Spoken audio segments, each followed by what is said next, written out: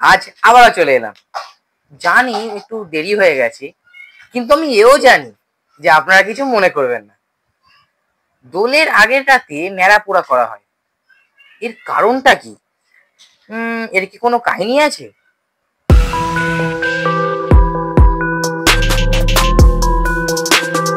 এক সময় এক অত্যাচারী ও ক্ষমতালোভী রাজা ছিল, হিরণ্যকশ্যপ। তিনি চাইতেন তাকে দেবতা রূপে পুজো করা হোক, কিন্তু তা কি সম্ভব বলুন তো?